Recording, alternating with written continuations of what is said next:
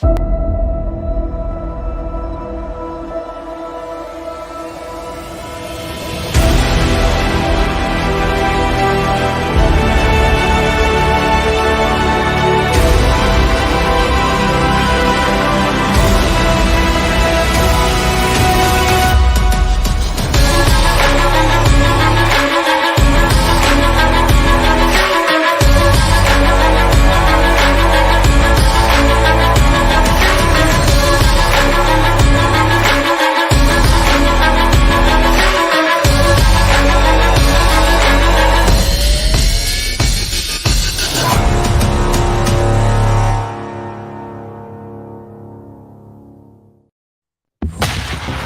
the Black Swan Media Studios, deep inside a secret underground bunker, we're speaking to freedom-loving patriots from all around the country and the world.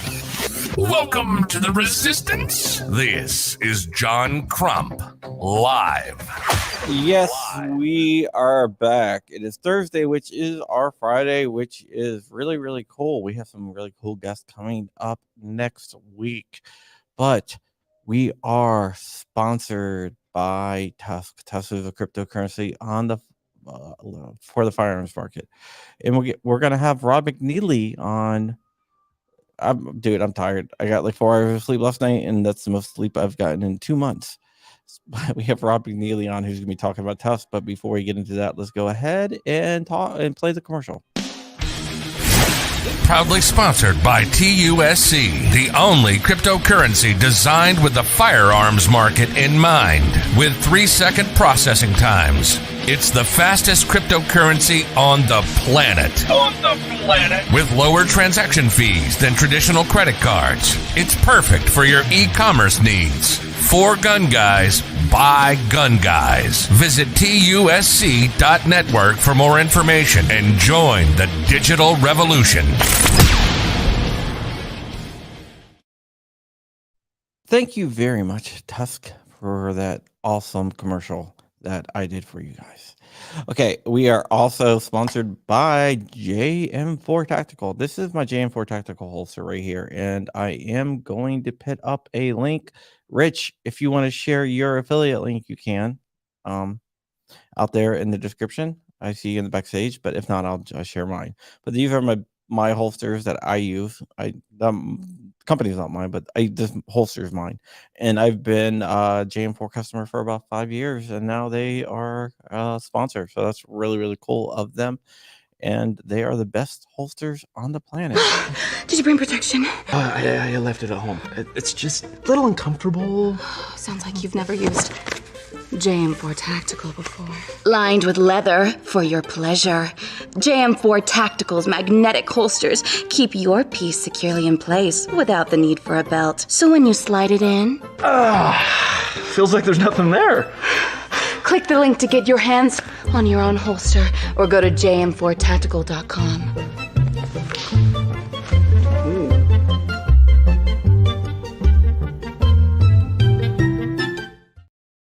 And know what I'm going to be putting in here? I got a package in the mail today. I was like, what the hell is this? Open it up. And it was a P80, basically a Glock 43 P80. And it will actually fit in here. So I got to make that. And it is blue, guys. So there you go. I see Rich back there. His eyes just lit up. So let's go ahead and bring Rich on. Thank you, JSD Supply. I actually see JSD Supply out in the crowd. But thank you, JSD Supply, for everyone, for everything you do, St. Vinro. And here is Flying Rich. Flying Rich, how are you doing, my friend? Good. Blue titanium? I'm not saying what it is. No, it's not. It's like cobalt blue? Yeah, so it looks like I'm going to be making a G43 clone here. Cool. To go along with my G26 clone that I'm making, and to go along with my G29 clone, not G20, G19 clone I'm making, all from P80 and all from Jordan Vinro, St. Vinro of JSD Supply. We are also joined by... they send us cool stuff. Yeah, Rob McNeely of TUSC. who is also Howdy. a sponsor of the show. I see my brother-in-law Bill all back out there. Hey, Bill, what is up, my friend? Yep. All right, so let's go ahead and talk to Rob McNeely about what is going on in the world of TUSC. But before that, Rich, do you have anything you want to share? I'm trying to share my link from my slow computer for Jm4 Tactical. Okay. Well, And the ATF, FBI, and bomb squad have not been to my house today. that's pretty good. Yeah, Yeah. the bomb skull was behind Richard's house yesterday.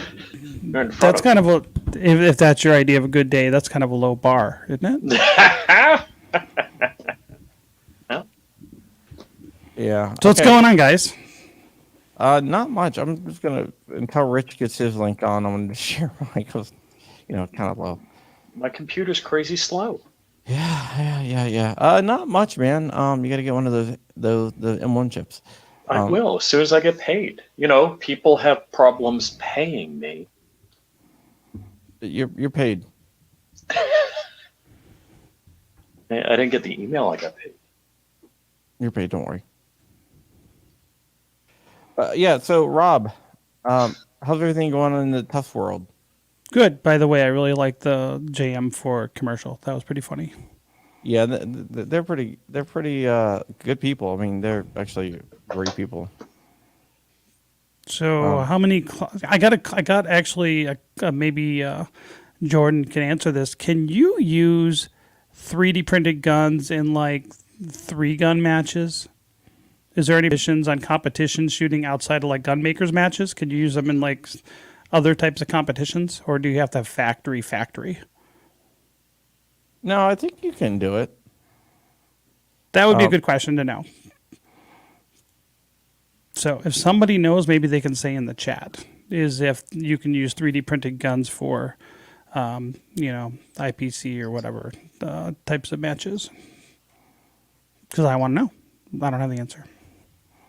And the rule book's like that thick. Yeah. and you can't do a Control F and search through the rule book. I just figured someone here would know. And I'm surprised you guys don't know. You should know this. This is a very good question. I know somebody that knows the stuff. You can run a 3-gun match with a 3D printed gun. You sure? Yeah.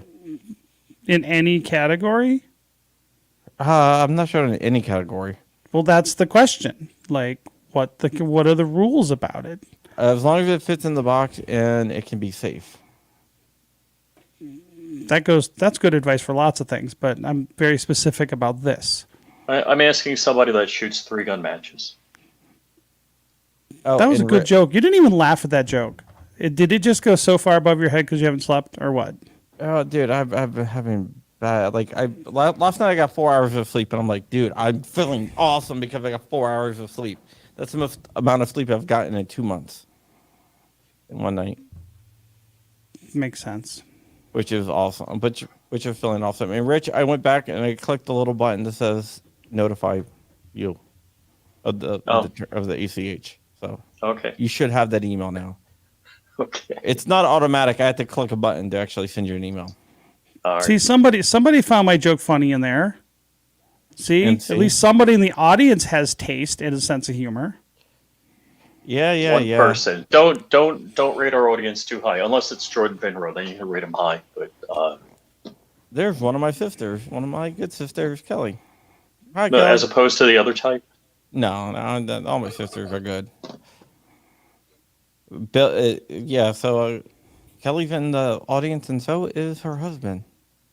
Hi, Kelly and husband. Yeah. Look, we're here on John Crump Live, Team Uncool. Oh, Rob. Team Uncool. I guess the secret is out, so I wanted to tell you this. We are working on a project with Jay the Shooter and Mr. Wilkes. Okay. We're tell us. 3D printed machine gun. Really? Yeah. Well, that's pretty cool. Mm-hmm. Like, this is going to be like an SOT definitely SOT. dealer post-sample-y kind of thing? Yeah, I don't want to go to prison. So, yes. It's Jay the Shooter is an SOT. Well, there's lots of people that post about building NFA shit and bragging about it and don't seem to care about going to prison. So, But I care. well, good. Because I don't want you to go to prison because that wouldn't look good for me. Yeah. I care about going to prison. I don't want to go to prison. No, everything's going to be done legally. What would it be like a complete unique design or would it be like just some kind of like it would be a clone of some other platform? No, I mean, it's not going to be a total clone. It's going to be modified. We'll probably do it's going to be a remix. Very cool. Who's designing it? A few of us. So, DLD After Dark.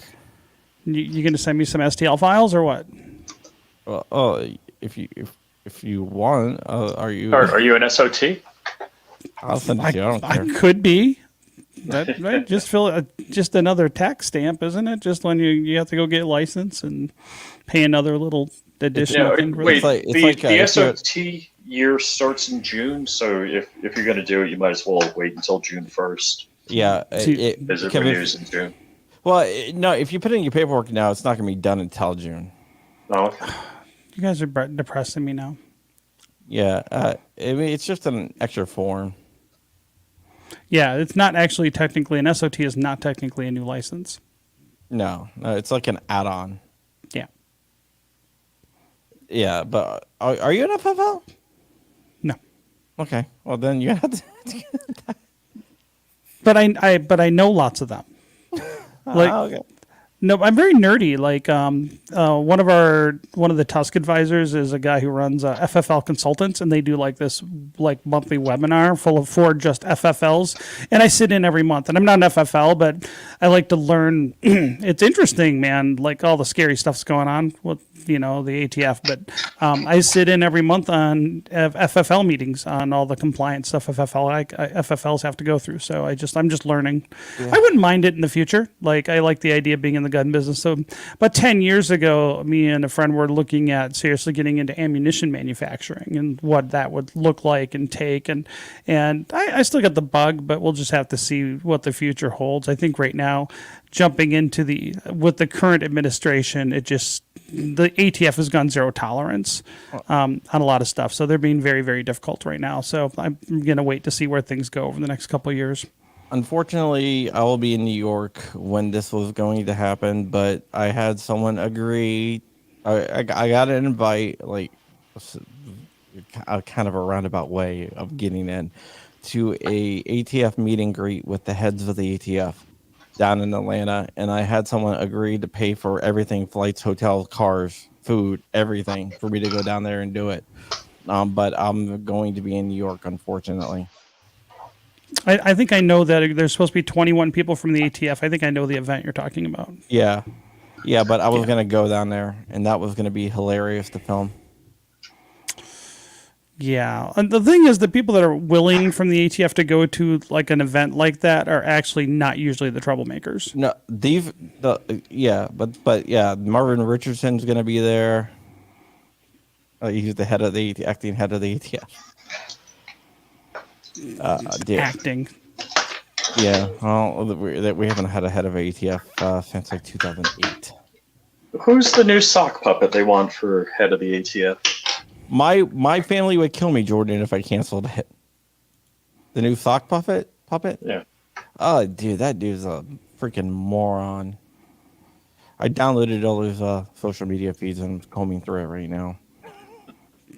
Well, that's always fun. Yeah. Just something.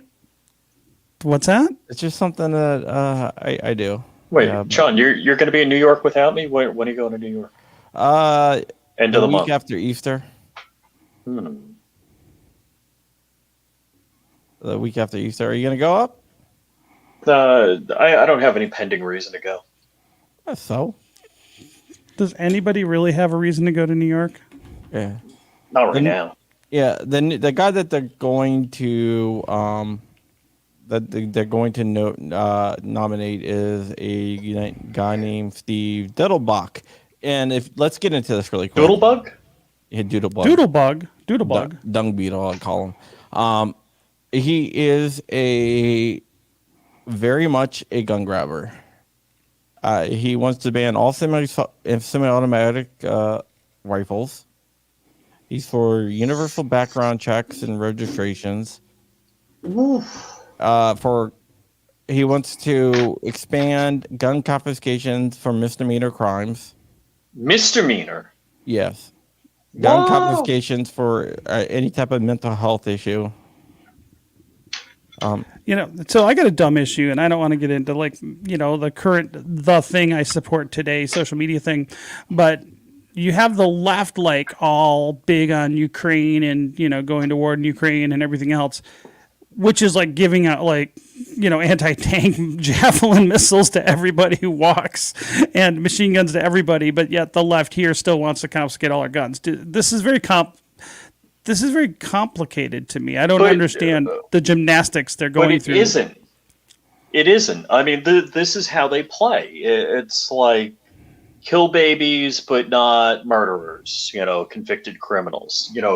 This is the diametrically opposed conflict that they all go like, yeah, let's just do it.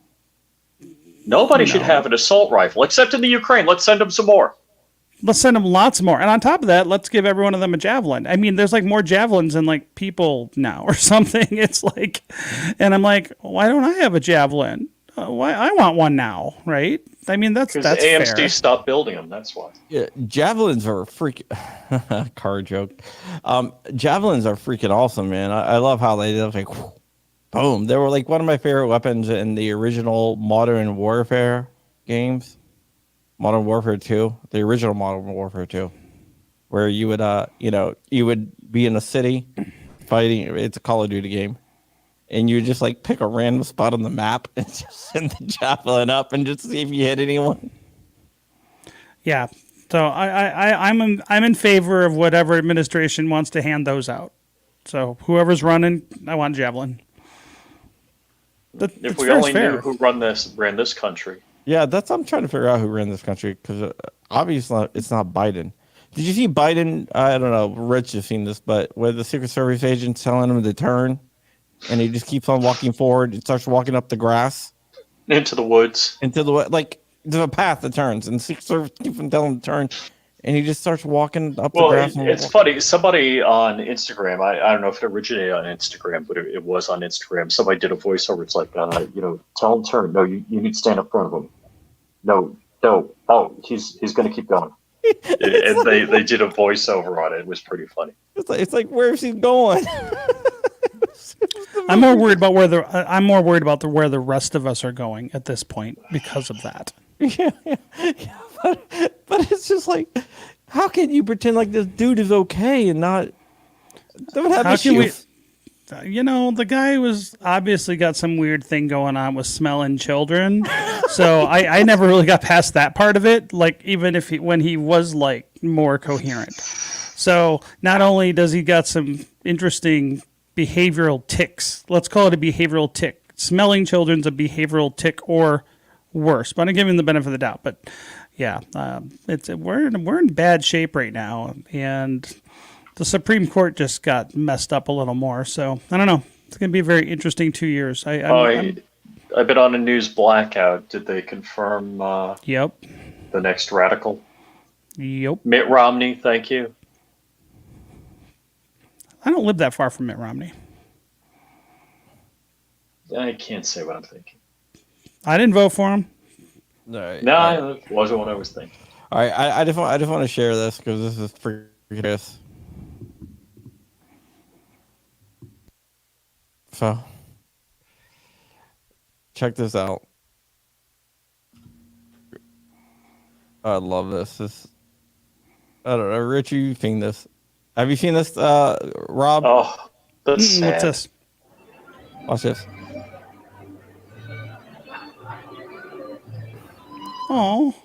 So this is a reception at the White House, and they're celebrating 12 years of Obamacare. And there's Obama, and he's pressing the flesh, and there's Caramella pressing the flesh, and not one person wants to talk to Joe Biden. Watch. And then Joe Biden reaches out to Barack's shoulder and starts yanking on it, and yelling, "Barack, Barack!" Watch this. You got to do it here. It's sad. I mean, this is just incredibly sad. Now, He just totally ignores them. you see the hand, and Oh, dude, that's it seems funny, but I think that's actually sad. it be is honest. sad. I mean, look, I don't like Biden, and maybe the reason, even though I don't like Biden, that gives me the chills is because none of us ever want to be in that situation where we're completely ignored. In worst case scenario, the leader of the free world is in that situation where he's being completely ignored.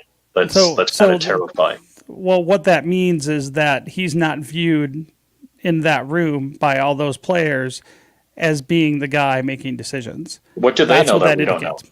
Yes. Well, it's Ding, what they ding, knew ding. that everybody seems to know but don't want to talk about. He's not making decisions, so they're going to ignore him.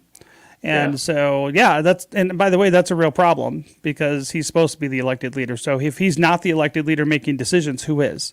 Yeah, And I think that's scary to me. Like we should know that, right? Originally, I thought it was Kamala, but I don't think it's her either. No, I don't think it is either. She doesn't strike me as being a strong leader, but I think it is. She doesn't strike me being strong enough to fight her way out of a wet paper bag. And let's see, what's the saying? If brains were gunpowder, she wouldn't have enough to blow her nose. Yeah, but unfortunately, this lack of leadership or perceived leadership is bad and bad for our country. That we don't actually know who's running things, and if we don't know, then they're not elected to that job, which says that we're somehow we're on some weird autopilot, which I don't believe is the case, or other people are really pulling the strings at this point, that are not unelected. So I'm not going to go Alex Jones on this kind of stuff, but I think as a country we should be pretty concerned about this. We got to have Pastor Fan back on if we want to go Alex Jones. One of our viewers is I think he still might be like an InfoWars contributor. Watch this. Watch this. This is hilarious. That grass is very deep. This is at the White House, right? That is, huh? He lives at the White House. Let me remind you, he lives at the White House. So you see the Secret Service agent, he's just going to point like at the end of the sidewalk, turn right, and then he just keeps going. Look, he's pointing. He literally pointed, turned, and walked away, and he just keeps going. There's a voiceover on this that's hilarious. Now look, he's kind of like, shrub here, shrub it. Did they change this on me before I came home? How does that happen? It's the White House. It's not like somewhere he's never been. Well, look, John, I hope you understand. Some of us have houses that are so large, there's places we've never been. Or beach houses that they've never been. Mm-hmm. I've been to my beach house like 3 times. And who can name the song "My Maserati Does 185"? I lost my license. Now I don't drive. What the hell? Who knows that song? Oh, life's been good, but just stop. Okay. You're dating yourself, Rich. Mm-hmm. Maseratis are terrible cars, by the way. Awful cars. I don't know. I don't know. And yeah. But I heard Joe's got a mansion, forfeit the price. What's the rest of the next line? Ain't never been there. I heard it's nice. What are you talking about, Joe Walsh again? Yeah, we're losing the audience, dude. Let's move on. All right. Like, I'm gonna tell a funny story about Rich that happened the other night. So, Dark, Rich, and I are all on the phone. We're talking about something, and all of a sudden we hear. Oh Jesus! Yeah, it was like 12:40. What are you, 4? I don't have the insomnia superpowers that you do, John. Well, Dark was okay. No, wait a second. When Dark does a live stream, it's Thursday. Watch Dark's live stream. Like 12:45, he's going to be like this on camera. He's going to be like Yeah. All right. Let's get back to Tusk. Any big announcements? The GOA thing has been announced, but any other big announcements? Let's see. It's been a little quiet because we recruited some new devs and they're deving. So that's what we're working on right now. So they are working on the first NFT mint capability functions that's going to be done through our GUI wallet. So you're going to be able to mint NFTs right from your account on the TUSC website. And so we decided, we did a little bit of a pivot, and we are thinking that we want to make it so people can build decentralized NFTs, and then also we're looking at creating like kind of a pop-up store that people can use to sell their own NFTs right on their own websites without having to go through a third party like OpenSea or one of those third party marketplaces for NFTs. So we're going to do that as the first rollout. So essentially, because the TUSC wallet and these little, let's call it a pop-up store for lack of a better word, or pop-up marketplace that so for instance, you could mint, the idea is that you'll be able to mint like John Crump NFTs right through the TUSC wallet, and then be able to sell them through a widget essentially you can put on your website. And by doing it this way, since TUSC is non-custodial, you'll be hosting, we're non-custodial wallet, and this marketplace way to say this, it'll be non-custodial. You'll just be able to put whatever you want on there, meaning say you want to put 3D printed gun files as NFTs and then sell them through your website. We couldn't stop you from doing that. If we were a third party or centralized NFT marketplace like OpenSea, we would have to put rules in place to prevent things like that because of the legalities and liabilities. So we're going to make it so it's decentralized right out of the gate first, and then work with other people to build centralized solutions for other things. Now, are you open to any kind of liability if you do it like that, do it decentralized? Well, we don't host it, so it's like not at all. So not my problem. It's not my problem. So our wallet is non-custodial. So and this will be like a non-custodial. So essentially, instead of going through, like imagine OpenSea, which is the biggest NFT marketplace. It's like, think of it as eBay for NFTs, right? eBay has lots of rules of things you cannot sell on eBay because of their terms of service. And some of that's informed by liability and laws, right? They don't want to sell weapons and things of that nature, pornography, things like that. So anytime you open up a platform where you make a commission for facilitating the sale and transactions of other people's stuff, there's sometimes some liability around that, depending on how it's done. And so we're saying is, if we don't launch that and you just put something on your own website, you can put anything you want and take that risk on yourself. And so we're deciding to go with the NFT. Instead of trying to focus on building an NFT marketplace that's very centralized, which would need those kind of rules, we're going to make it so you can be your own marketplace in a decentralized way. Oh, that's cool. So we've switched gears a little bit on that rollout because we were going to do something different, but we think that this just is the much better way. So there's no middleman, and essentially this way there's no middleman. So John can mint an NFT through his wallet. I can't stop him, can't change that, and then he'll be able to sell it directly on his website to other people, and we're going to make it so anybody can do that.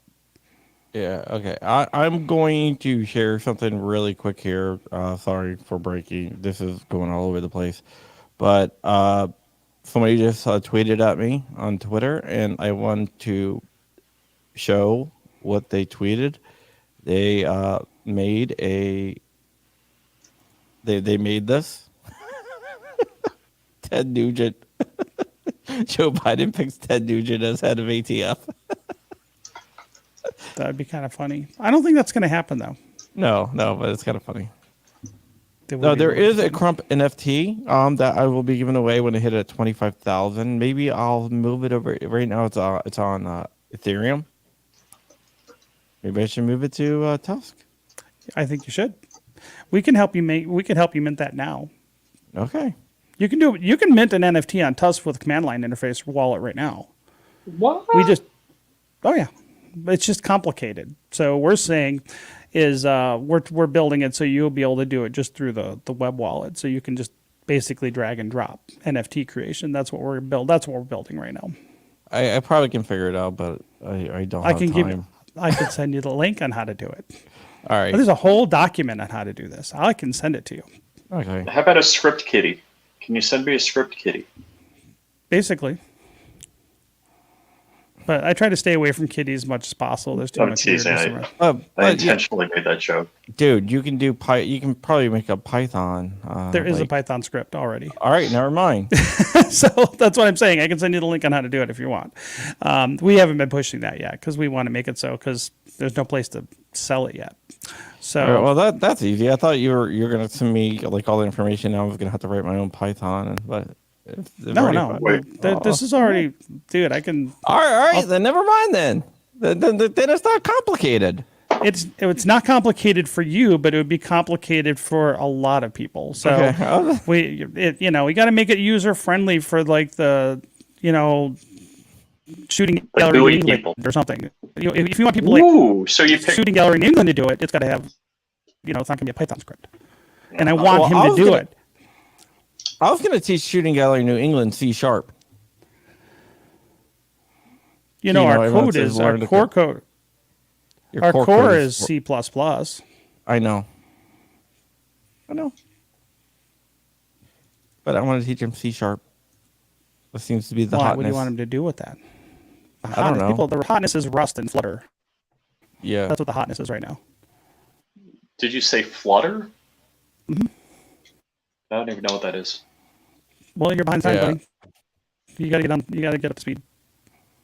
It went from Python was the hotness like a couple of years ago. I'm still trying to catch up to the Python hotness. Yeah. You'll get there I thought, someday. yeah, I mean, eventually, I don't know.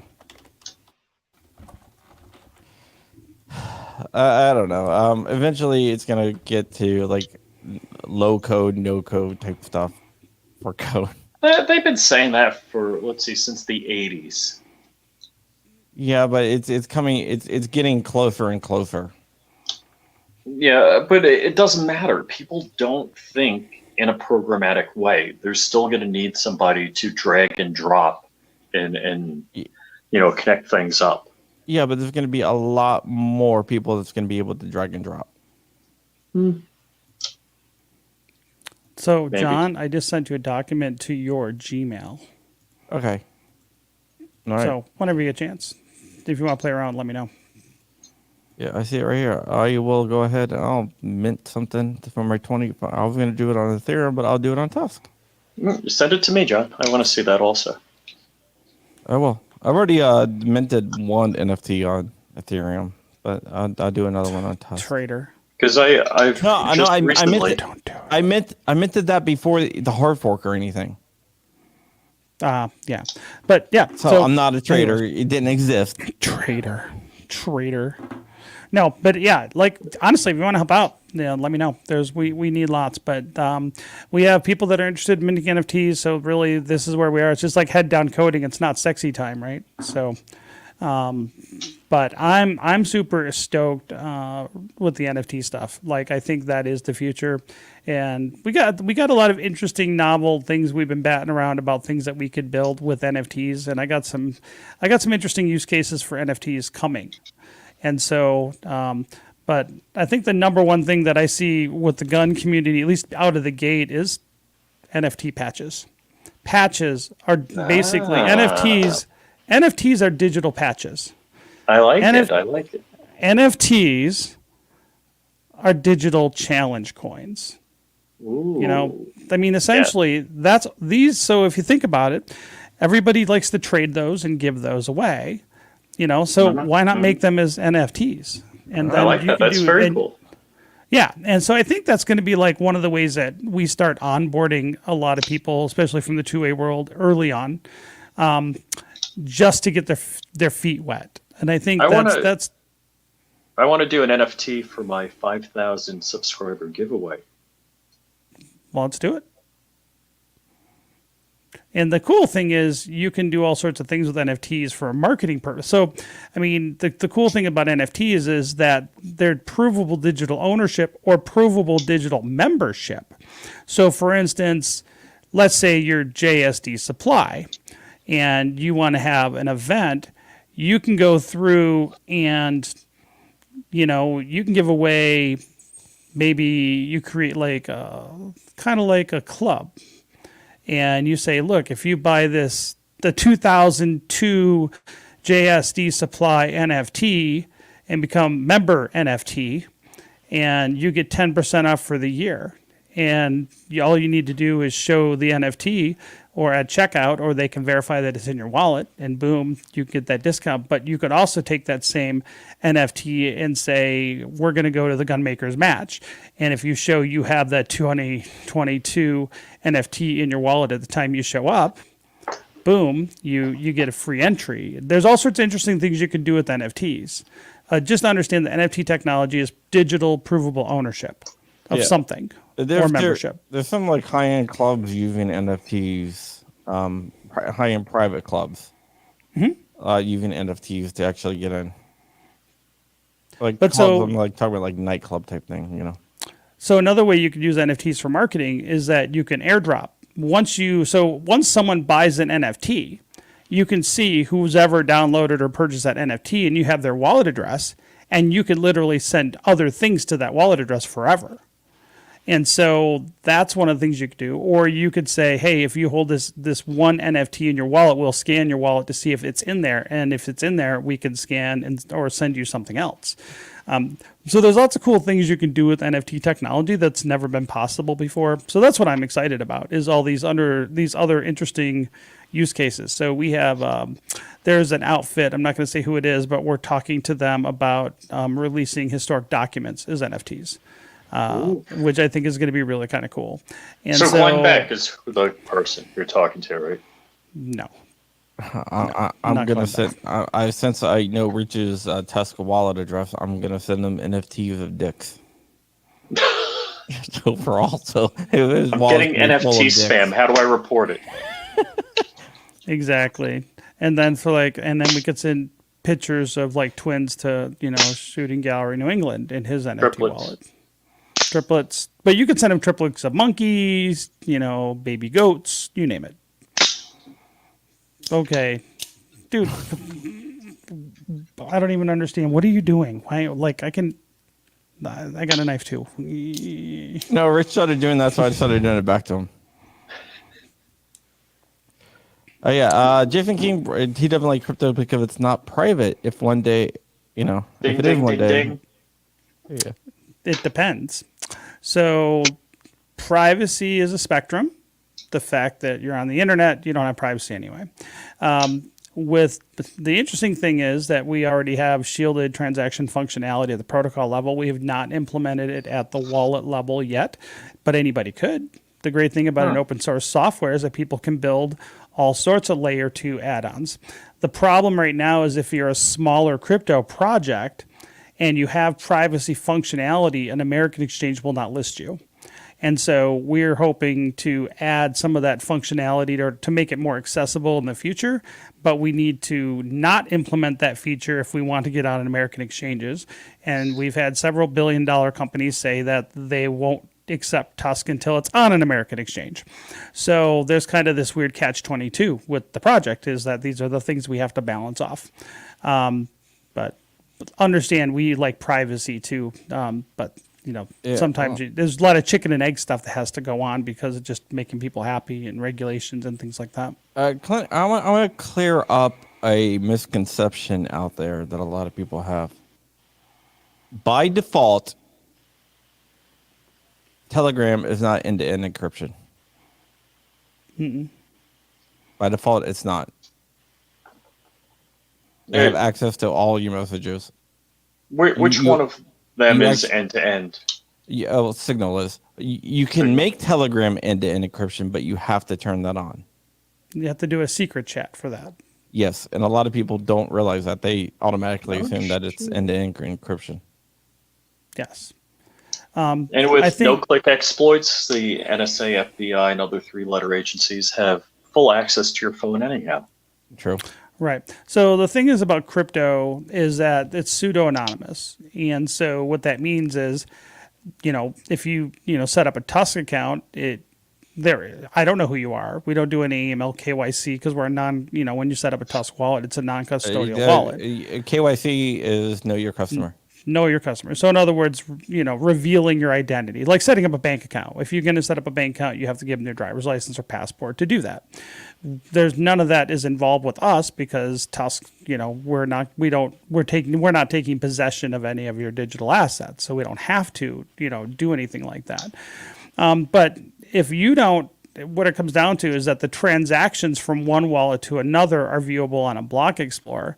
But what is private is who owns those wallets. So if you understand that the wallets themselves are not, as we call it, doxed, and you don't dox yourself in some way, then it technically is private. The transaction is not, but it doesn't know who's on one end versus the other. So that's the big difference. And again, we do have shielded functionality. If you are very script heavy, you can do private transaction on TUSC right now through the command line interface. We just don't have any of that implemented at the GUI wallet. Yeah, there's a guy on YouTube called CoffeeZilla who does a lot of investigations into crypto scams by influencers. Mm-hmm. Right. And he is like a true crypto investigative journalist. Like he'll use block explorers and use like all these different, match up everything, and then he uses all publicly available information to figure out whose wallet is whose. The thing is, most people are lazy and most people are not very detail oriented. So even the scammers will often, associate themselves publicly with a certain wallet address and then forget about it, and then later on do some kind of scam, and then some people end up taking a transaction into a scam over here, then they eventually move it to that wallet that was initially connected to their identity, and that's how most scammers do get found. Yeah. Hello to my nephew Corey. Yeah, that's exactly how he does it, and it's amazing. Scammers. No, if you look at most of the scammers, like I would say the bulk of the scammers are people that are in third world nations. And you're not always dealing with the smartest people. Well, third world nations, or a lot of the scammers are like internet influencers. Right. Well, a lot of the scammers, the influencer types are just, they're just scams regardless. But if you look at most of the problems with crypto, there have been some pretty notable big hacks where someone's actually exploited the software. But those are almost always an inside job of some form. But if you look at where most people are like losing their NFTs and things like that, it's because people aren't paying attention. They're signing, like to move money from your wallet, you have to sign it with your private key. And you're seeing like this right now where these people are quote unquote losing their, $500,000, multi-million dollar, Bored Ape NFTs. And what's happening is they're leaving this like $1 million asset in what we call a hot wallet that they're floating around the internet on. Yeah. And then someone puts up a bogus link and they sign the link, and that contract that they're signing just allows them to suck out their $500,000, $1 million NFT. But those of us that are a little more like knowledgeable will say like, why the hell do you have a $500,000 or multi-million dollar asset in a wallet you're carrying around in your pocket, or you're just surfing the net and signing on to using your MetaMask wallet and signing transactions for contracts without double checking? To me, that's just really bad hygiene. But if you look at most of the quote unquote scams out there, they're literally just people not paying attention. Like there was this exploit where these people were trying to get a free hoodie. So understand people that have like multi-million dollar NFTs from the Bored Ape Yacht Club, which is this like, cartoon monkey, right? It's like, but they're real expensive cartoon monkey avatars. And like literally they got scammed because someone was offering a free hoodie. So if you clicked on and proved that you were a Bored Ape Yacht Club member because you had one of these NFTs in your wallet, they would send you supposedly a free hoodie that was $20 hoodie. And then that was a contract exploit to basically they signed, you can see my NFT, and then boom, they sucked out their NFT and stole it from them. But I mean, It's just like, but it's just basic. It's basic. So most of the hacks in crypto are social engineered. Almost all of them. Most of the hacks are social engineered. A lot of the scams though are rug pulls and pump and dumps and stuff. Well, that's a different. That's the fraud part, but there's a lot of that that's too. a fraud. Yeah, and so, but that's pretty easy because they prey. The problem with that is that people are preying on people that want to get rich quick, and people that want to get rich quick want to believe the bullshit, and depend on ignorance or greed. I would say most of them do depend on ignorance and greed, but mostly greed. It's so if you think about it, right, like. If we would sit there and tell people that they're going to become millionaires from TUSC overnight and pump, and rah, and just focused on the investment angle, by the way, which is mostly illegal in the United States for us to do that. So that's why we don't. Does that make it a security? It certainly could look that way. Yeah. And so we don't want to do things that are illegal or put the project in jeopardy because of the nature of what we are dealing with. And so so get rich quick schemes and scams act a lot like diet pill scams, okay? Because it works on the part of the brain. If I said, hey, buy this $40 bottle of juice or take this $40 a month pill and you don't have to exercise or eat less and you'll get skinny. Well, that's been going on for at least 50 years because they've been around since I've been around and I was a little kid. And even though that's not the true, people want to believe instead of eating less and working out. Well, it goes back to snake oil salesmen back in the 1800s. It works on a part of the brain, right? It's the lazy part of the brain. Like if I can have this wonderful results without having to do the hard work, and I'm a fat guy, so I understand what this is like.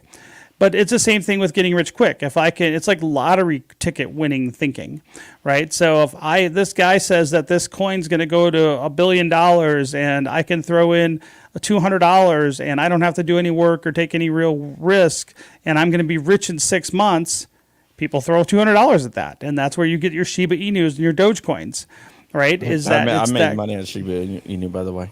I know lots of people that did, but I know lots more people that lost a lot of money on Shiba Inu. Yeah, so it wasn't a long-term investment. It was like, okay, well, it's starting to go up. Let me grab it for 2 days and right. Get rid of it. And so that's the difference between hype and believing scams and believing the get rich quick stuff versus are you an investor looking? So are you a gambler or an investor is what you want to know. Well, I do a little bit of both. Like the Shiba Inu that I made money on, that was definitely a gamble. Because I knew it was going to, crater. But then you gamble with what you know you can risk. Yeah, I knew it was going to crater. It's just like, it's like playing chicken.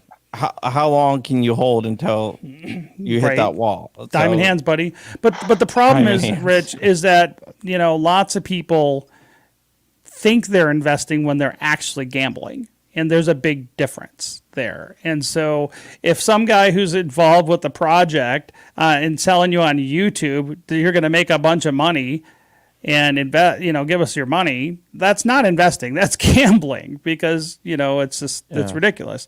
But a lot of people don't know the difference. Yeah, and so that's where what I tell people is if anybody says go to, get this because it's going to go to the moon, that right there is like, okay, don't get it. Yeah, that's the first clue. Yeah, to the moon is a red flag to me. Well, it's like the same marketing. It's very similar marketing to multi-level marketing too, right? If you've ever, and I've sat in a few of these in my life. If you look at the MLM pitches are all the same, and they're the same for a reason because they work on a good chunk of the population. And usually you go and sit in this auditorium with these really, really enthusiastic people with really bright white teeth and dressed real nice, and then they show you a very moving presentation of like Ferraris and palm trees and private jets, and you do that for 30 minutes and then they tell you you're going to sell an air filter or something, and like you're going to get that. And so, but it works because they're basically short-circuiting your brain to get into the pump part and get enthusiastic about, if I just do this one thing and I can be rich overnight like these people can. And the reality is most of the time you can't. And that same applies to crypto. But people who do that think they're somehow investing when they really don't know how to do diligence on this. That's what I really hate about crypto is you hear this a lot where they say do your own research. And I think that's one of the most trash things to say to most people, because most people don't have the skills to actually do proper diligence and research on an investment, because they're not investment advisors. They're not trained as investment advisors. So they think investment research or do your own research means going to YouTube. And all those influencers Rich was talking about, right, are the ones that are like, these are the ones that are like involved with pitching the sale to you. They're in on it. Yeah, the Right. TikTok guys. Yeah, TikTok is and terrible so for that. and so that's but if you talk to most, let's just say average people that are getting excited about getting rich quick, they think that watching a bunch of YouTube videos by people that are paid to like tell you to buy something, that's doing investment research, and it's not. That's still gambling. And a lot of these, so the SEC has a term for these people. They would call them unsophisticated investors, and that's not a derogatory term. It just means that they don't have the skills to do reasonable investment research. And by the way, that is a skill, especially and it's really hard on early stage startups, which most cryptos technically are. So you got to be really careful with that. That would suck. How did you miss a $4 million lottery ticket? I don't That know. would really suck. Well, how about the guy that has $500 million in Bitcoin on a hard drive that they can't remember the password to? I thought was there one of those stories? A guy threw his computer away at a landfill.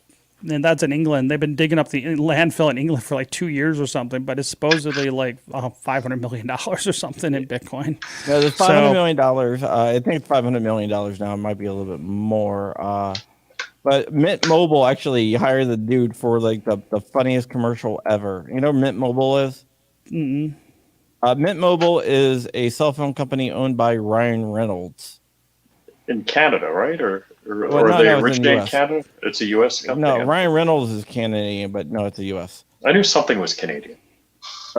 So I want to play. I want to play this for you, Rob, and get your opinion on this. Okay? Okay. I have opinions about everything. I know you do. You're very opinionated. You are the most opinionated person I know. I'm just I don't joking. think I am. I'm just joking. I'm just joking. I don't think I am.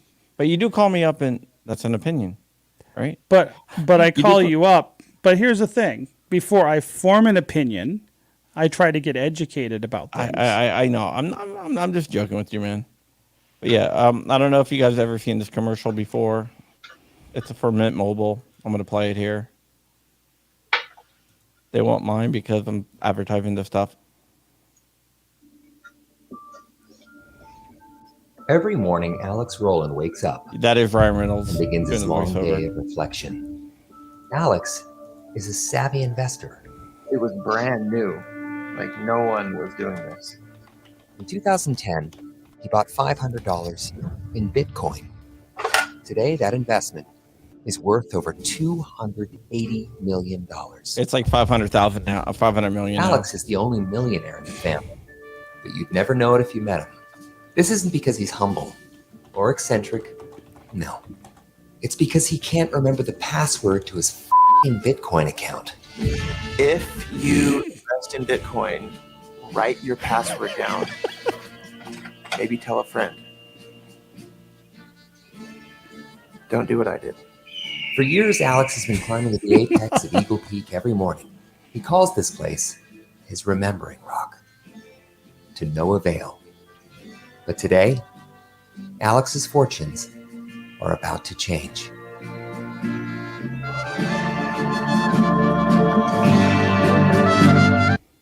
A free year of cell phone service? That,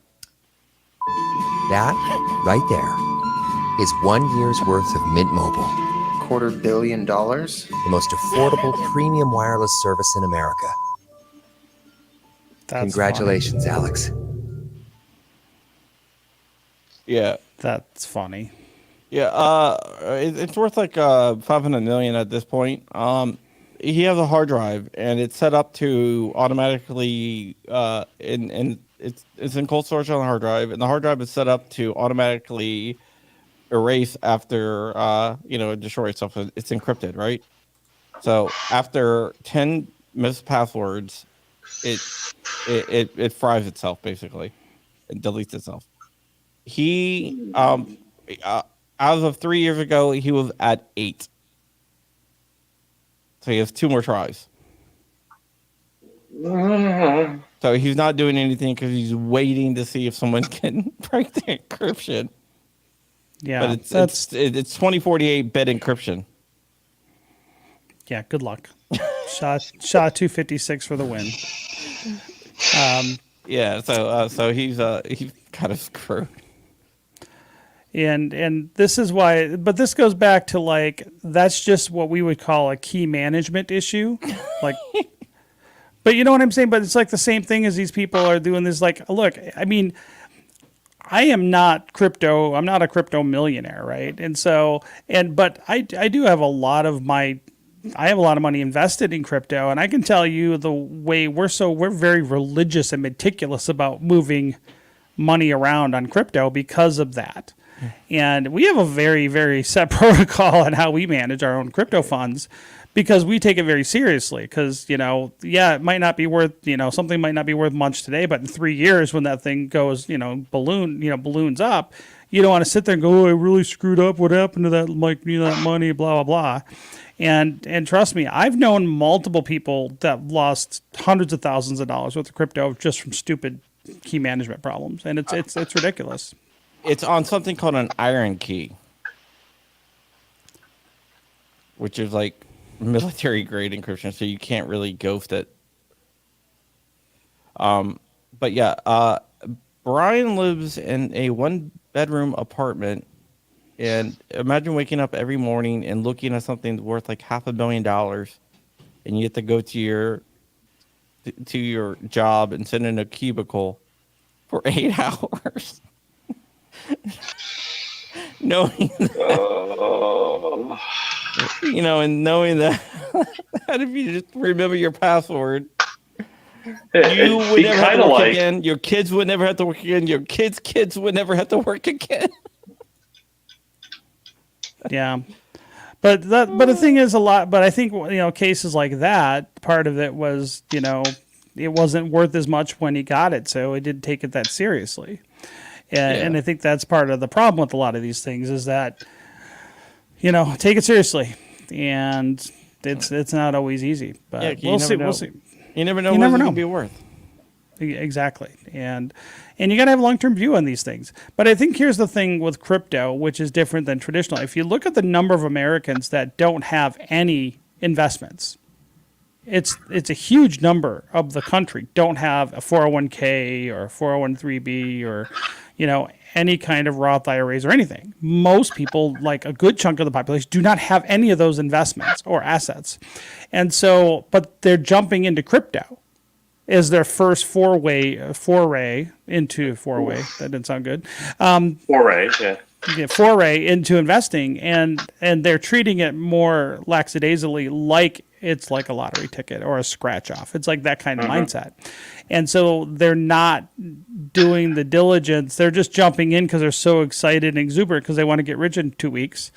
I was on a Clubhouse room a couple months back, and I got yelled at for this. And there was a lady in there, and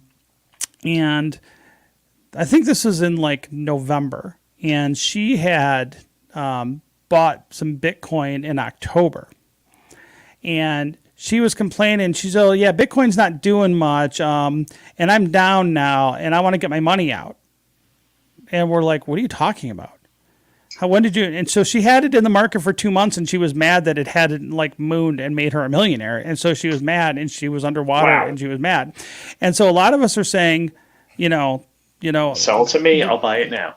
Well, we were talking, and I used the word unsophisticated investor, right? Which is an SEC term, right? This is not like accredited investor. An accredited and unsophisticated are opposites, but they're definitions defined by the SEC. And they're like, don't you talk down to me like that? And we're like, it's not being difficult. But the fact is that the fact that you invested and you think 8 weeks later you should have a huge return on your investment means you're probably not a savvy investor to begin with. And it's just interesting that you're seeing a lot of these people. These are the people that are losing their ass in crypto or getting scammed. And that's part of the problem, is that you have a vast majority of the people that are delving into crypto that just don't have any background with investing. And they're unfortunately making some bad decisions in that process. Yeah. one of the ways you can look at and see if anything, if it's a pumping up or rug pull or something, is look how long it's been around. Yeah. That's a lot of people don't like. Oh yeah, it's going up. It's only been around for a week. Of course it's going up, but it's going to crash eventually. Yeah, it's, I mean, that's part of it. There's a lot of red flags. So I always look at how long it's been around, but I always looked, is the team doxed or not? And I always look at how they market. If the marketing, and this is a good thing that I've learned. If you look at their social media, and all their social media is talking about price movements, price action, what it could potentially do, like always kind of selling that investment side of it. But that is a big red flag to me, because that tells you that's all they care about. Like the team, they only care about what it's doing in the price world. And that means they're trying to sell it as an investment versus are they trying to solve some real world problem with the crypto? And that's a big red flag to me. And I generally Rob, don't. We're running towards the end. I want to make sure you get this out.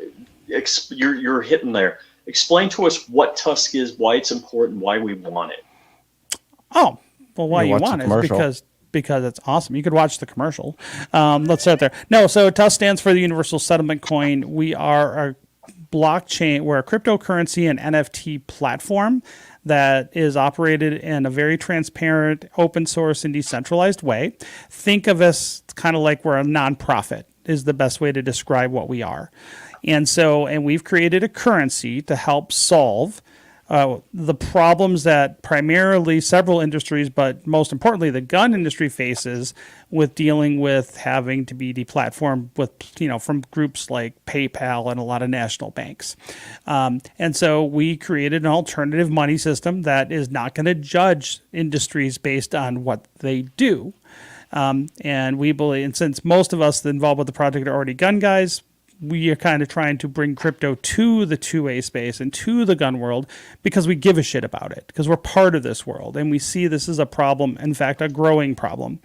And so we are in the early stages of, creating hopefully a revolution in the 2A space to be that go-to cryptocurrency that supports the industry.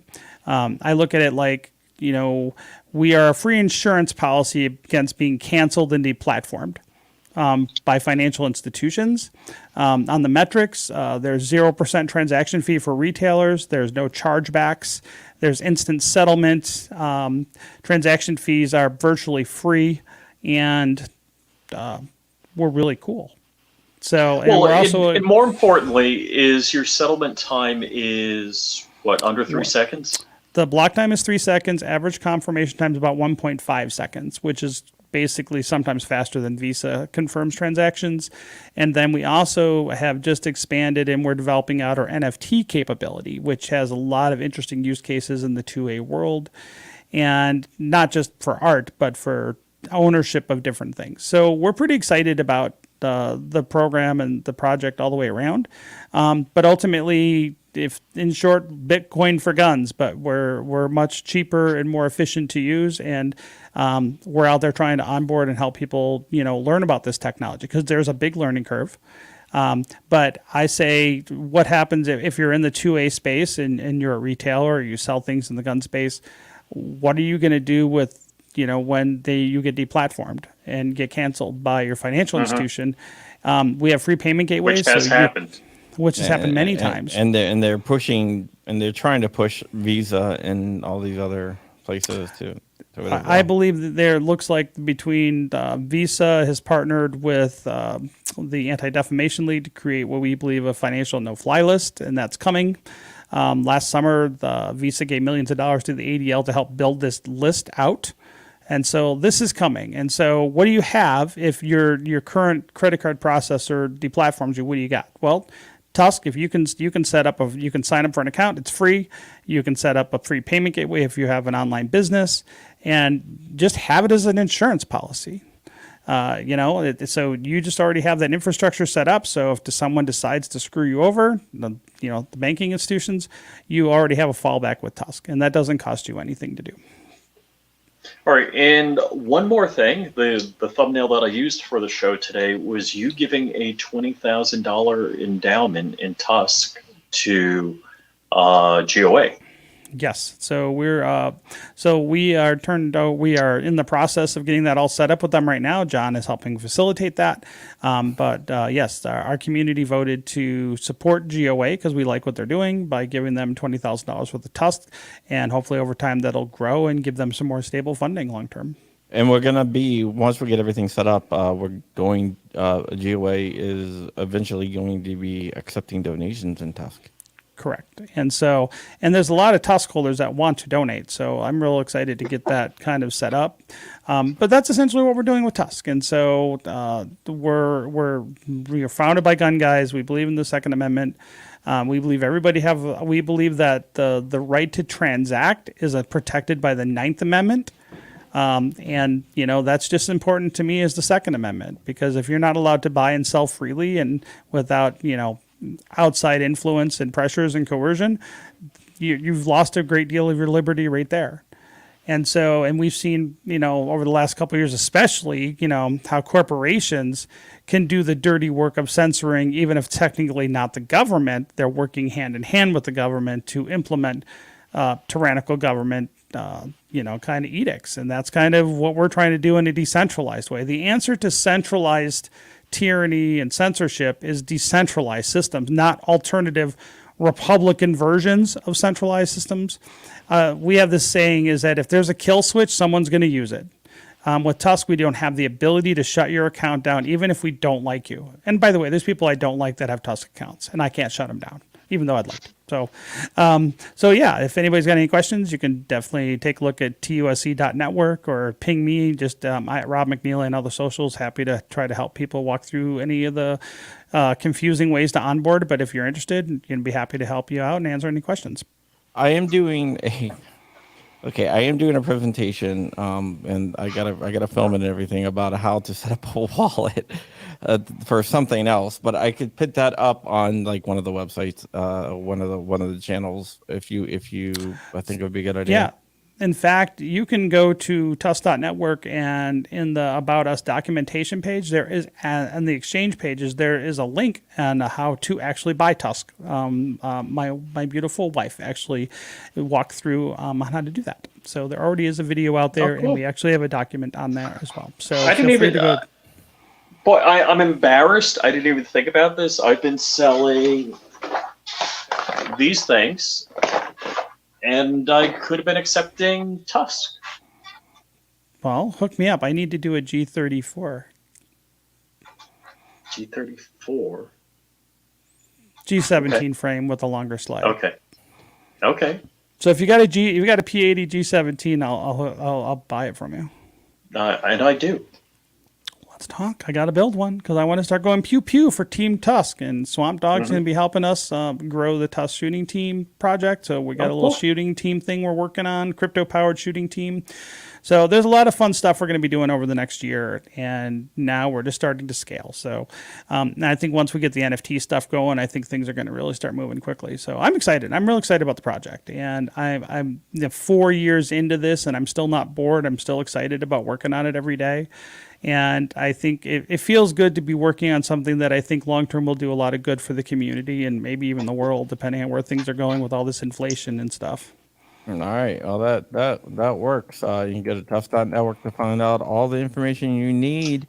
You can also follow Rich on locals at flyingrich.locals.com, me on locals at johncrump.locals.com. You can follow Flying Rich on his YouTube page at Flying Rich, not Fly Rich, Flying Rich, all one word. Instagram, Flying Rich _official, because somebody else has Flying Rich on all the other platforms, and is my face at Flying Rich. Did I miss anything, Rich? No, you're good. Yeah, just and check me out at John Crump News and read my stuff at amolin.com. With that, I'm going to give the last word to Rob McNeely. Well, hey, folks, I do appreciate you guys having me on the show. I'd like to start coming on a little more often. I've been a little busy with a bunch of stuff because I'm moving and a bunch of other stuff. But I really do believe in what we're doing with the TUSC project. I am really a big believer of the 2A world. I'm not a carpetbagger. I can talk guns all day long. I build guns. I can tell you about my latest build some other time. But we're doing a lot of cool stuff with TUSC. And we're just we're a grassroots project, right? I mean, think of us like a nonprofit. We're out there. We're run by basically volunteers. And if anybody's interested in getting involved, we need people that can do anything. So if you can code, or you can knock on doors, or you can make phone calls, we need all the help we can get to help create this backup plan for gun retailers. So even if the banks cut them off, there's still another way that they can do business and stay alive. So if anybody's interested, I'm just at Rob McNeely out on Twitter. Just ping me there. That's easy. Or go to my website, robmcneely.com. And then just if you have any questions, let me know. But we really love all the help we can get right now because we're at a critical stage. I think we're going to be really growing this year. So that's about all I got. I'm not the best at shilling, but that's what we're doing. And anybody who's interested, reach out. Oh, I got one more question for you, Rob. Yo. And where did he You go? knew that was coming.